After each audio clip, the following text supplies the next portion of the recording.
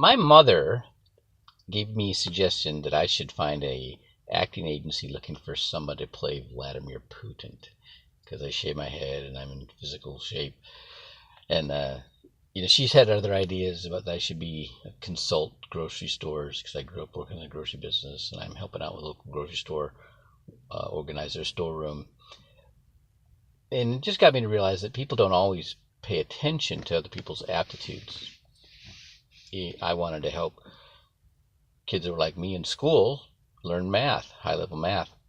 And I bombed college algebra twice, but I got an A in video communications and an A in contemporary mathematics, which is all stuff reasoning and logic, stuff that I learned in statistics, stuff I learned, had to do as a Navy SEAL, electronics technician in the Navy, as a mortgage real estate broker. And it just fits right in with the financial literacy. And then I got to looking at statistics today on obesity. There's a 32.2% of men in this country are obese, not overweight, obese, and 35.5% of women in this country are obese. And you look at the number of people who don't have it together for long-term care. They need nursing home you live in a nursing home or have assistance for living when they get older because their family's not going to want to take care of them, or they don't have family to take care of them, and they haven't set anything up for them. It's pretty interesting. That's why there's insurance companies have stopped offering long-term care. There's insurance companies that stopped offering life insurance because of it's all numbers and how many these baby boomers, these 28 million baby boomers that haven't saved for retirement, and they're going to need government assistance, and the government's Medicare and Social Security are running out of money. All right, and so if we don't save for ourselves or set ourselves up, guess what? We become a socialist country. When Mitt Romney called Social Security a Ponzi scheme, he wasn't that far off. It's when it started, it was 40 people contributing to one person taken out. Now it's in 2020 it's going to be 1-to-1 ratio, people that are contributing taken out. Pretty soon it's going to go backwards, right? And people aren't going to like that very much. So sitting down with people and really explaining to them how things work, there's a real need for that, or we as a country, we're going to go bankrupt. Okay.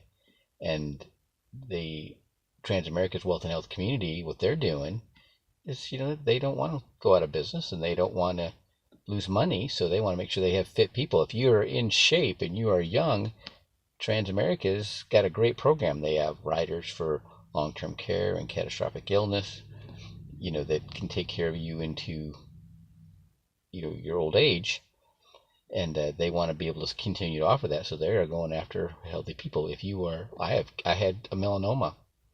I moved up my neck in 2015, and I'm healthy, all right. But because I had that, I would be rated, and it wouldn't be the best deal for me. There's other insurance companies that are going to, not rate me and give me a good premium because I'm in shape, and fit. But there's a reason. They're smart doing what they're doing. If you're in shape and you're young, they're probably the best deal.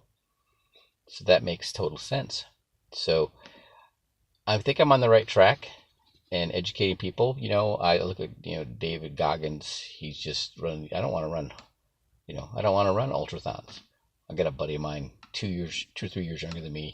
Went through SEAL training. His birthday was yesterday, and he did a crazy long run and swim and obstacle course, and I'm like, I don't want to do that. I'm happy being fit. I like to be able to function. I like to be able to do pull-ups. I like to be able to run. I like to be able to swim.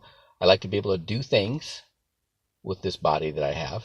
And even though I am 55, I like to be functional. I'm going to go run 14 miles right now, training for the marathon.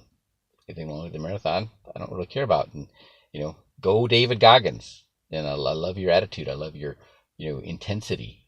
Okay, and I don't want to have to push that hard and bark at people and growl at them to get them to do what they need to do, I'm just going to smile at them and keep coming at them and putting the logic out there.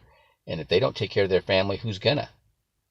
You know, when I used to sit there in California, I'd look at people and say, the husband would balk when it came time to write a check for his premium, and I'd look at the wife and say, so if he steps off the curb tomorrow and gets hit by a bus, are you and the kids going to live with his parents or yours? I don't dare say that down here in the valley, right? But you get my point. Okay, if you're not taking care of things, then who's gonna? If you're not taking care of your family, who's taking care of your family? Who's gonna take care of them when you're not there? Okay, and if you